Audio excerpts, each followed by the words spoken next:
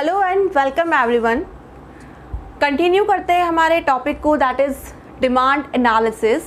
और हमारा आज का जो फर्स्ट टॉपिक है that is demand schedule. Demand schedule बोलिए या डिमांड स्केड्यूल बोलिए, ठीक है। तो डिमांड शेड्यूल या मैं शेड्यूल की बात करूं तो पूरे इकोनॉमिक्स में आप ये ध्यान रखिएगा, जब आप एक टेबुलर प्रेजेंटेशन देते हैं तो टेबुलर प्रेजेंटेशन को इकोनॉमिक्स में हम क्या बोलते हैं, शेड्यूल बोलते हैं, राइट। तो what is the meaning of demand schedule? The demand schedule is a tabular presentation, a tabular presentation of what? The tabular presentation of a relationship between price and quantity demanded। Price में और quantity demanded में जो relation है, inverse relationship है, ठीक है ना। इस इनवर्स रिलेशनशिप को जब हम टेबुलर फॉर्म में प्रेजेंट करते हैं तो उसे हम बोलते हैं डिमांड शेड्यूल, ठीक है ना। तो देखिए डिमांड शेड्यूल कैसे बनता है। डिमांड शेड्यूल हम दो तरह से सीखेंगे। First, individual demand schedule. Individual means किसी भी एक के लिए, for a unit, individual demand schedule. And second is market demand schedule। Market demand schedule, right. तो इंडिविजुअल का मीनिंग इकोनॉमिक्स में, इंडिविजुअल हम किसके लिए यूज करते हैं, एक यूनिट के लिए, एक यूनिट के लिए। तो अभी हम किसके बारे में बात करते हैं, कंज्यूमर के बारे में बात कर रहे हैं ना। तो यहाँ यूनिट क्या होगी, कंज्यूमर होगी। So individual demand schedule means same tabular presentation for whom, for a consumer in the economy. जब हम किसी एक कंज्यूमर के लिए डिमांड शेड्यूल ड्रॉ करेंगे तो उसे हम क्या बोलेंगे, इंडिविजुअल डिमांड शेड्यूल। जैसे for example for mister x, mister x के लिए अगर हम डिमांड शेड्यूल बना रहे हैं, price and demand, inverse relationship होता है हमेशा। प्राइस बढ़ता है तो डिमांड कम हो जाती है, ठीक है। प्राइस हम ले रहे हैं 10, 20, 30 और डिमांड हम ले रहे हैं 300, 200 और 100। That is individual demand schedule. वैसे ही मान लीजिए इकोनॉमी में एक और पर्सन है, दैट इज मिस्टर वाई। जब हम मिस्टर वाई के लिए डिमांड शेड्यूल ड्रॉ करेंगे तो प्राइजेस तो वही हैं, एक्स के प्राइजेस में कोई चेंज नहीं है। मान लीजिए mister Y is a rich person comparative to mister X, ठीक है। हम नाम चेंज कर लेते हैं क्योंकि कमोडिटी का नाम एक्स है, तो मिस्टर ए और मिस्टर बी ले लेते हैं। तो mister B is the comparatively rich person to the mister A. Prices same रहेंगे मार्केट में, एक्स के प्राइजेस में कोई चेंज नहीं है, 10, 20 एंड 30, ठीक है।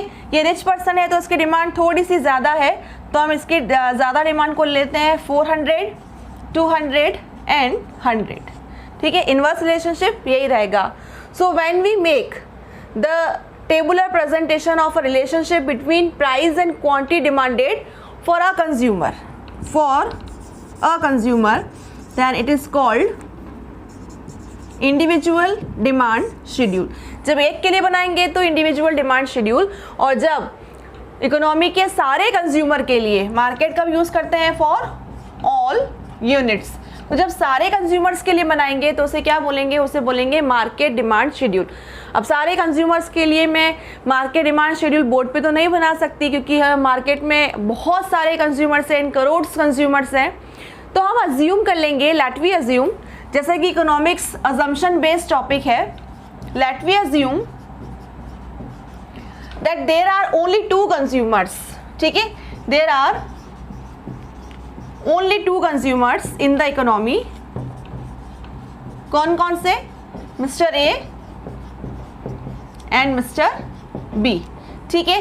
तो मार्केट डिमांड शेड्यूल कैसे बनेगा, market demand schedule means the tabular presentation of relationship between price and quantity demanded for all consumer in the economy.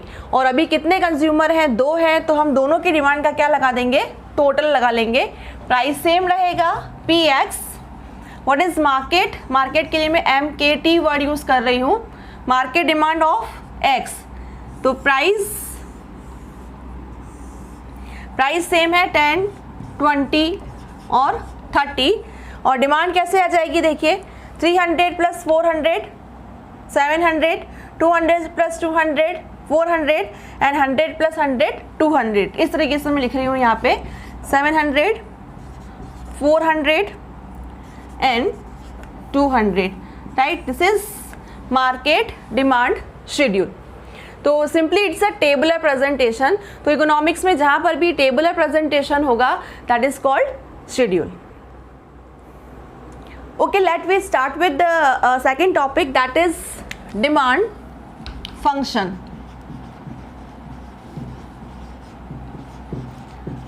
Again, function is a universal term.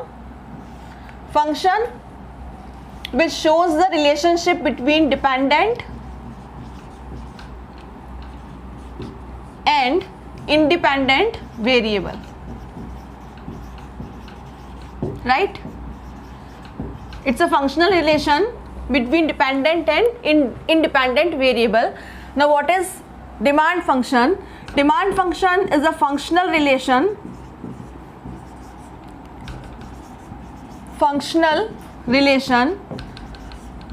between whom? Between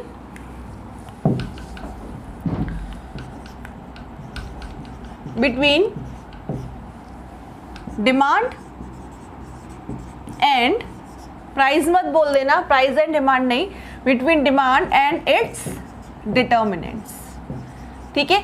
determinants और demand के बीच में जो भी functional relation है that is called demand function. And what is the meaning of determinant? Determinant means factors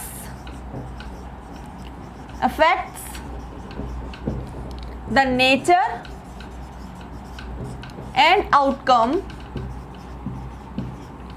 of anything, ठीक है। किसी भी चीज़ के नेचर और आउटकम को इफेक्टेड करने वाले फैक्टर्स को हम क्या बोलते हैं? डिटर्मिनेंट्स, ठीक है। तो डिमांड को कौन कौन से फैक्टर्स इफेक्टेड करते हैं, हम इसके बारे में हमने थोड़ा नॉलेज लिया था। कौन कौन से फैक्टर्स इफेक्टेड करते हैं? फर्स्ट, कमोडिटी का खुद का प्राइस, रिलेटेड गुड का प्राइस, कंज्यूमर की income, weather, taste, preference, population, government policy, etcetera etcetera. तो हम डॉट लगा के इसको कंप्लीट करते हैं। तो दिस इज डिमांड फंक्शन, ठीक है ना। Demand is a dependent variable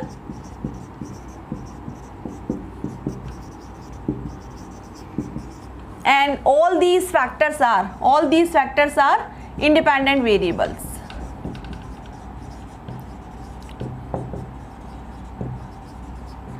अब देखिए ये डिमांड फंक्शन भी 2 तरह का होता है। First, individual demand function,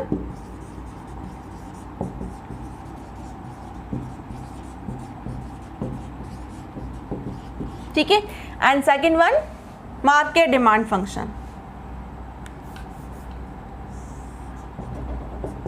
market demand function meaning same है।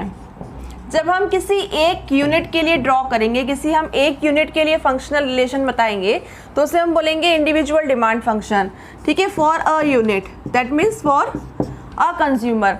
So what is individual demand function? Individual demand function shows the functional relationship between demand and it's determinants for a consumer in the economy, ठीक है।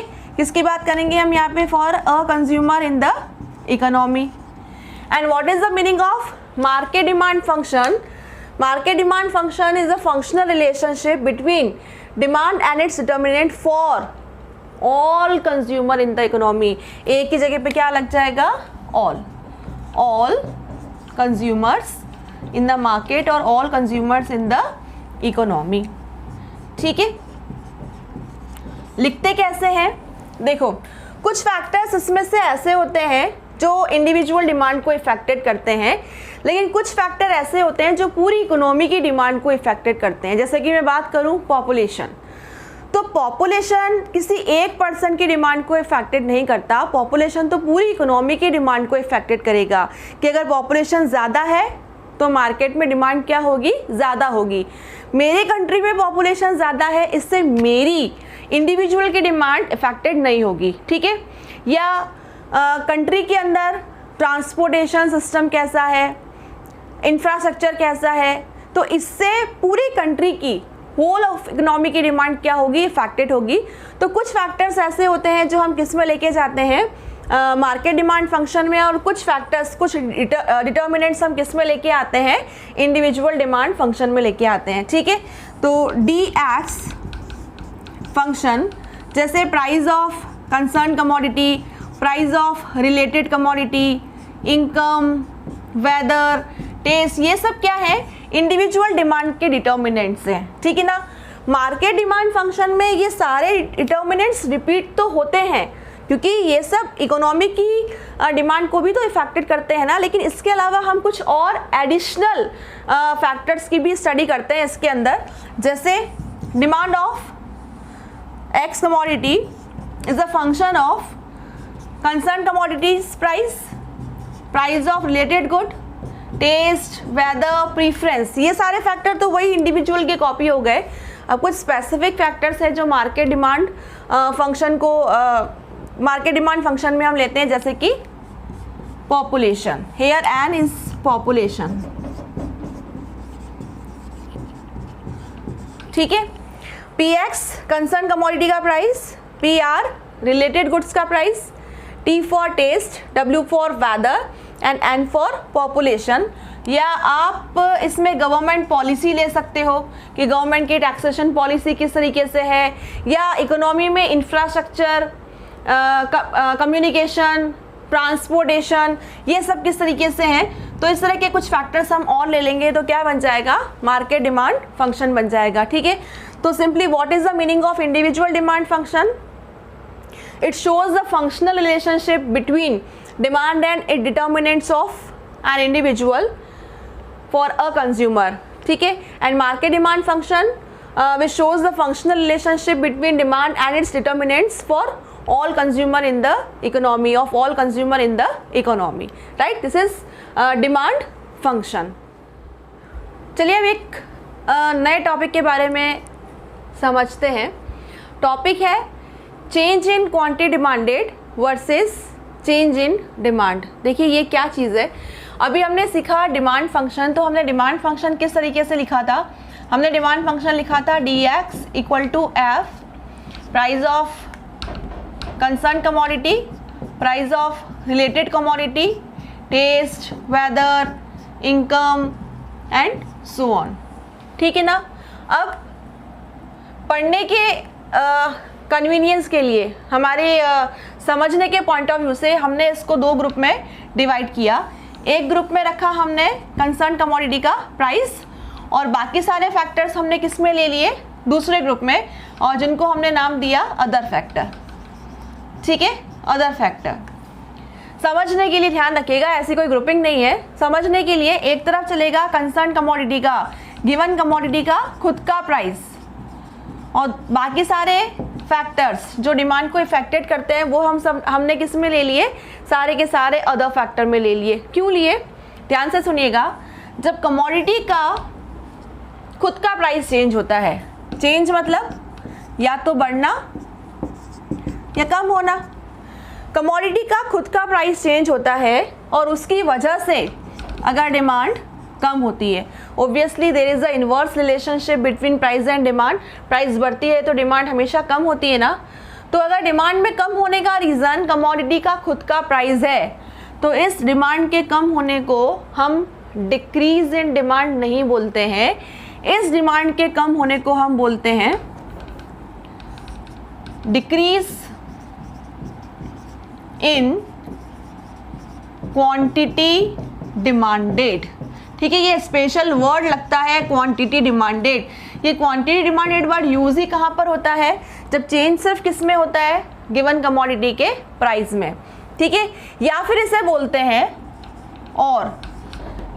बोलते हैं contraction, contraction in demand. ठीक है, same अगर price कम हो रहा है कमोडिटी का तो हम ज़्यादा खरीदेंगे, डिमांड क्या होगी, बढ़ेगी। इस बढ़ने को क्या बोलेंगे, इस बढ़ने को बोलेंगे इंक्रीज, लेकिन इंक्रीज इन डिमांड नहीं बोलते, इसे बोलते हैं इंक्रीज इन क्वांटिटी डिमांडेड। ये स्पेशल वर्ड लग जाएगा, इंक्रीज इन क्वांटिटी डिमांडेड। या फिर हम इसे बोलते हैं एक्सटेंशन। ठीक है, आप एक्सटेंशन वर्ड भी यूज कर सकते हो, आप एक्सपांशन वर्ड भी यूज कर सकते हो। ठीक है ना, तो अगर चेंज होता है कमोडिटी के खुद के प्राइस में तो हम वर्ड क्या यूज करते हैं, क्वांटिटी डिमांडेड। गिरने को बोलेंगे डिक्रीज इन क्वांटिटी डिमांडेड और बोलेंगे कॉन्ट्रैक्शन।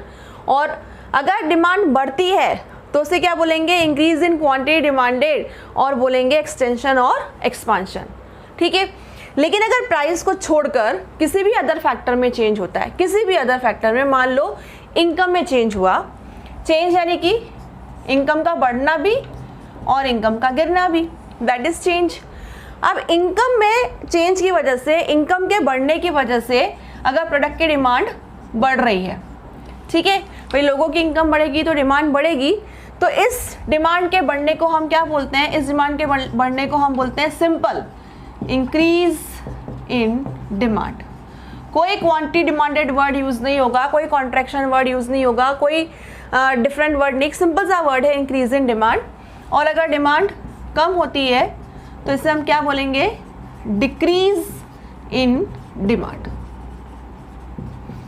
ठीक है ना, तो there is a difference between decrease in demand and decrease in quantity demanded. Quantity demanded word सिर्फ तब यूज होता है जब गिवन कमोडिटी के खुद के प्राइस में चेंज होता है, और इंक्रीज और डिक्रीज इन डिमांड वर्ड तब यूज होता है जब प्राइस को छोड़कर किसी भी अदर फैक्टर में चेंज होता है, change in any other factor except given price of given commodity. क्योंकि देखो प्राइस रिलेटेड गुड का भी होता है, मैं उसकी बात नहीं कर रही हूँ, किसकी बात कर रही हूँ, गिवन कमोडिटी के खुद के प्राइस की। तो जब खुद के प्राइस में चेंज होगा तो डिमांड कम होना, डिक्रीज इन क्वांटिटी डिमांडेड और कॉन्ट्रैक्शन, और अगर डिमांड बढ़ रही है तो इंक्रीज इन क्वांटिटी डिमांडेड और एक्सपांशन। प्राइस को छोड़कर, कमोडिटी के खुद के प्राइस को छोड़कर अगर किसी भी अदर फैक्टर में चेंज होगा, डिमांड बढ़ने को बोलेंगे इंक्रीज इन डिमांड और डिमांड कम होने को बोलेंगे डिक्रीज इन डिमांड। ठीक है, तो दो डिफरेंस है, चेंज इन डिमांड वो चेंज इन डिमांड है, और चेंज इन क्वांटिटी डिमांडेड ये topic change in quantity demanded है। तो अब हम इसमें एक फेयर तरीके से डिफरेंशिएशन करते हैं कि चेंज इन डिमांड और चेंज इन क्वांटिटी डिमांडेड में क्या डिफरेंस है। चलिए कर्व से समझते हैं इसे। First of all, curve in economics the graphical presentation of two variable is called curve. Curve का मतलब ज़रूरी नहीं होता कि कोई कर्वीलिनियर शेप हो, कि ऐसे हो और ऐसे हो, नहीं, this is also curve, this is also curve. This is a graphical presentation and graphical presentation of two variable is called curve. तो फर्स्ट हम बना रहे हैं चेंज इन क्वांटिटी डिमांडेड के लिए। अब ध्यान से समझिएगा इस टर्म को। एक्स एक्सिस पर इस पूरे चैप्टर में हम क्या लेते हैं, डिमांड। तो यहाँ चेंज होता है प्राइस में, इसलिए वर्ड क्या यूज लेते हैं, quantity demanded, quantity demanded of X. Y axis पे क्या आ जाएगा, प्राइस। प्राइस किसका, प्राइस ऑफ एक्स। सेम यहाँ पर भी अभी हम एक ग्राफ बनाएंगे, ठीक है, कर्व बनाएंगे, सॉरी। यहाँ क्या आएगा, डिमांड, क्योंकि चेंज इसमें हो रहा है अदर फैक्टर में, तो डिमांड ऑफ एक्स। और वाई एक्सिस पे क्या आ जाएगा, वाई एक्सिस पे आ जाएगा price of x.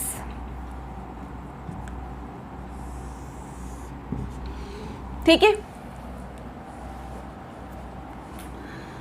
Demand curve is a downward sloping curve, this is demand curve. ठीक है ना। अब मान लीजिए आप एक यहां पर किसी पॉइंट पे थे, इस तरीके से वैल्यूज चेंज हुई और आप यहां से यहां चले गए, ऊपर की तरफ चले गए, अपवर्ड मूवमेंट, ठीक है ना। अपवर्ड मूवमेंट, सेम कर्व पर जब हम अपवर्ड मूव करते हैं, मान लीजिए आप यहाँ इस तरीके से यहाँ मूव कर गए, तो वैल्यूज़ क्या हुई है कम, हम ज़ीरो की तरफ आते हैं तो ये वैल्यूज़ कम होती है ना, तो वैल्यूज़ कम हुई हैं, कम हुआ है, डिमांड कम हुई है, तो इसे हम क्या बोलेंगे, कॉन्ट्रैक्शन, ठीक है ना।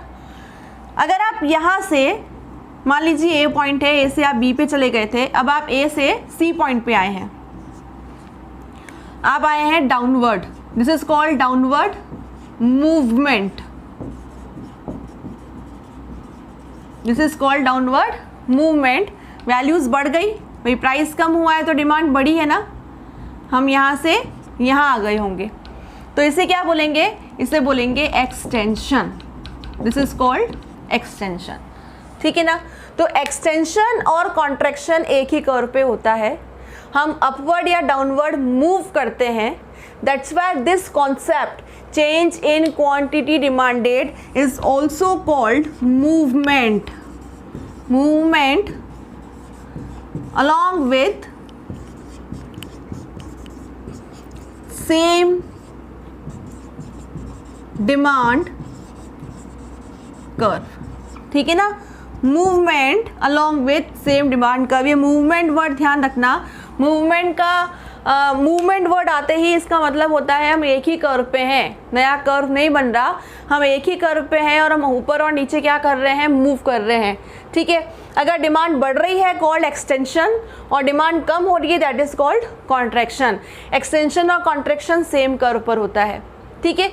लेकिन अगर चेंज होता है किसी अदर फैक्टर में, प्राइस कांस्टेंट है, तो मान लीजिए प्राइस है 10 रुपीज़ और वो पूरे टाइम क्या है, कांस्टेंट है, ठीक है, पूरे टाइम क्या है, कांस्टेंट है, और डिमांड कभी कभी यहाँ है, कभी यहाँ है, कम हो गई या ज़्यादा हो गई, इंक्रीज हो गई, ठीक है। तो जब प्राइस और डिमांड एक दूसरे को टच करते हैं, वहाँ डिमांड कर्व फॉर्म होता है ना, तो एक डाउनवर्ड कर्व मैंने यहाँ बनाया है, एक डाउनवर्ड कर्व मैंने यहाँ बनाया है, और एक डाउनवर्ड कर्व मैंने यहाँ बनाया है, ठीक है। यहाँ थे आप, यहाँ पे से डिमांड बढ़ गई, एक नया कर्व बना, ये डिमांड बढ़ने का रीज़न प्राइस नहीं है, ये डिमांड बढ़ने का रीज़न कुछ भी है, मान लीजिए ये डिमांड बढ़ने का रीज़न था कि कंज्यूमर की इनकम बढ़ गई और उसकी वजह से वो ज़्यादा खरीद रहा है, वो ज़्यादा खरीद रहा है, तो इस ज़्यादा को, इस इंक्रीज को, इसे क्या बोलेंगे, इसे बोलेंगे इंक्रीज इन डिमांड, ठीक है, this is called increase in demand, ठीक है। और इसे बोलते हैं rightward shift, this is called shifting, rightward shift, ठीक है। इसके लिए स्पेशल वर्ड यूज होता है शिफ्टिंग। अगर इनकम कम होने की वजह से, मान लीजिए इनकम कंज्यूमर की कम हो गई और उसकी वजह से वो कम खरीद रहा है, यहाँ से हम यहाँ आ गए, कम खरीद रहे हैं, ठीक है, कर्व अंदर की तरफ आ गया, कर्व इधर की तरफ आ गया, that is called leftward shifting, ठीक है, this is called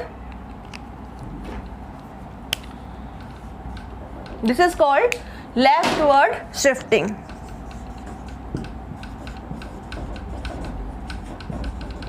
shift word ध्यान रखिएगा, shift, this is decrease in demand, और डिक्रीज इन डिमांड को क्या बोलते हैं, डिक्रीज इन डिमांड को बोलते हैं हम लेफ्टवर्ड शिफ्ट। कर्व क्या हुआ, लेफ्टवर्ड शिफ्ट हुआ। शिफ्टिंग की जगह मूवमेंट और मूवमेंट की जगह शिफ्टिंग वर्ड यूज नहीं कर सकते।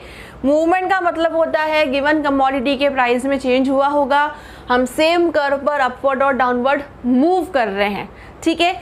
अगर डिमांड बढ़ रही है कॉल्ड एक्सटेंशन, कम हो रही है कॉल्ड कॉन्ट्रैक्शन, ठीक है ना। लेकिन अगर वर्ड यूज हो रहा है शिफ्टिंग, तो शिफ्टिंग का मतलब है हम एक कर्व पे नहीं है, नया कर्व बना है, या तो बाहर की तरफ या अंदर की तरफ, अगर बाहर की तरफ है हम बोलेंगे rightward shift, increase in demand, और अगर अंदर की तरफ शिफ्ट हुआ है तो इसे बोलेंगे लेफ्टवर्ड शिफ्ट और इसे बोलेंगे डिक्रीज इन डिमांड। तो डिफ्रेंसिएशन के लिए चेंज इन क्वांटिटी डिमांडेड के साथ साथ वर्ड ध्यान रखना मूवमेंट, और चेंज इन डिमांड के लिए वर्ड ध्यान रखना शिफ्टिंग। ठीक है, शिफ्ट। तो there is a difference between movement and shift in economics. Movement means same curve along with same curve upward and downward, and shifting means new formation of new curve, either rightward और either leftward. ठीक है, movement, the reason of movement is change in price of given commodity, and the reason of shifting is change in any other factor except price। तो जब भी हम price का effect देंगे curve एक ही बनेगा, चेंज नहीं होगा, और जब भी हम किसी भी अदर डिटर्मिनेंट के बारे में स्टडी करेंगे, प्राइस को छोड़कर किसी भी अदर डिटर्मिनेंट का इफेक्ट देखेंगे डिमांड पर, तो ध्यान रखना हमेशा कर्व चेंज कर जाएगा, या तो राइटवर्ड चेंज कर जाएगा या लेफ्टवर्ड। ठीक है, इंक्रीज और डिक्रीज इन डिमांड बहुत बेसिक कॉन्सेप्ट है, लेकिन ध्यान रखिएगा ये पूरे इकोनॉमिक्स में काम आएगा। जहाँ पर भी वर्ड एक्सटेंशन कॉन्ट्रैक्शन है बिल्कुल ध्यान रखना कि प्राइस गिवन कमोडिटी का प्राइस चेंज हुआ है, और जहाँ पर इंक्रीज और डिक्रीज वर्ड आए ये ध्यान रखना कि any other factor except price of given commodity में चेंज हुआ है। कर्व अगर शिफ्टिंग दिखा रहा है या तो बाहर निकल रहा है या अंदर की तरफ आ रहा है, तो आपको बिल्कुल ध्यान रखना है कि ये शिफ्टिंग है। ठीक है ना, और रीज़न एनी अदर फैक्टर, लेकिन हम कर्व पे ही अपवर्ड और डाउनवर्ड मूव कर रहे हैं, तो आपको ये ध्यान रखना है कि ये चेंज सिर्फ प्राइस गिवन कमोडिटी के प्राइस की वजह से ही आ सकता है, कर्व नया फॉर्म नहीं हुआ है, और हम वर्ड यूज़ करेंगे एक्सटेंशन एंड कॉन्ट्रैक्शन। ठीक है, क्लियर है।